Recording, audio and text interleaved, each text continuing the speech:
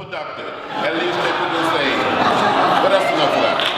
When I was growing up outside of Troy and would visit Montgomery, visit Tuskegee, visit the city of Birmingham, I saw those signs that said white men, colored men, white women, colored women, white waiting, colored waiting. I didn't like it. To go downtown on a Saturday afternoon to the theater, all of us little black children had to go upstairs to the balcony, and all the little white children went downstairs to the first floor. Right. And I would come home and ask my mother, my father, my grandparents, why segregation? And they would say, that's the way it is. Don't get in the way, don't get in trouble. But one day in 1955, 15 years old in the 10th grade, I heard about Rosa Parks. And a few days later, I heard the voice of Martin Luther King Jr. on the old radio. And the words, the voice, the leadership of Dr. King inspired me to find a way to get in the way. So for more than 55 years, I've been getting in the way. I've been getting in trouble, good trouble, necessary trouble. And that's what the Christian church will do. As a church, as Christians, as religious leaders, we are too silent. Right. We need to make some noise. Right. We need to find a way to get in the way, find a way to get in trouble, good trouble. And that's what Dr. King was doing when he wrote the letter from the Birmingham Jail. Some people call this man that I got to know, I met him the first time in 1958 at the age 18. Met Rosa Parks in 57 at the age of 17. They called him an agitator. A troublemaker. That's it. An outsider. But he had lived in Montgomery. He had married a young woman, Coretta Scott King, a short distance from here. He knew Fred Shuttleworth. He knew Ralph Abernathy. Right. We don't have outsiders. He was responding to the Macedonian call.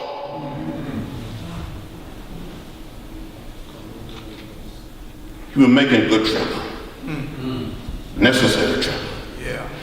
He said on one occasion, the time is always right to do right. That's right. So as Christians, we must be, as someone wrote years ago or said years ago, we must be a headlight rather than a tail light.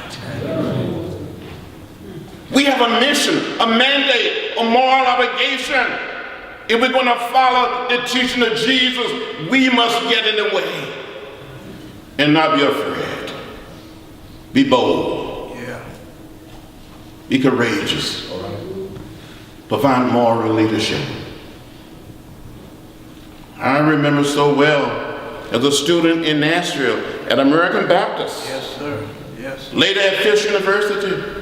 Every Tuesday night at 6:30 p.m., a group of students from Fisk University, American Baptist College, a theological seminary, Tennessee State, Mahara Medical College, Vanderbilt University, Scarra and Peabody, and studied the way of Jesus.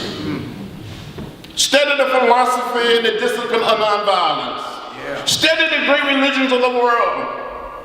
Studied Thoreau and civil disobedience.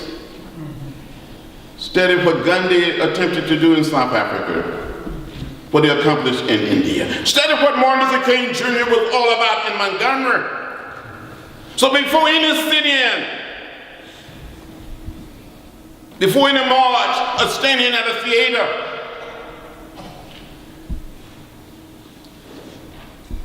we committed ourselves to the way of love, to the way of peace, to the way of nonviolence, to the teaching of the great teacher. And when we all were arrested on that first day, the first mass arrest of students in Nashville, February 27, 1960, we all had copies of the do's and don'ts. And at the end it said, remember the teachings of Jesus, Gandhi, and Martin Luther King Jr. I've always said, Jim, that the civil rights movement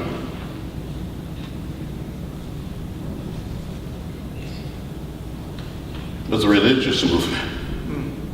Only having faith in God Almighty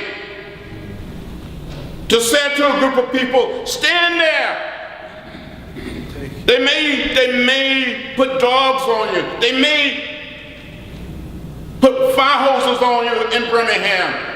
They may beat you and trample you with horses in Selma, but stand there. They may bomb your home, bomb your church. You may get killed, but stand there. Yes. We didn't give up. Yes. We didn't become bitter or hostile. We kept the faith. Yeah. Some of us was bloody.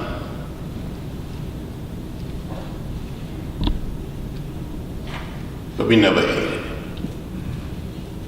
Dr. King would say, hate is too heavy a burden to bear. I'll give you one or two little stories, and I'll be finished.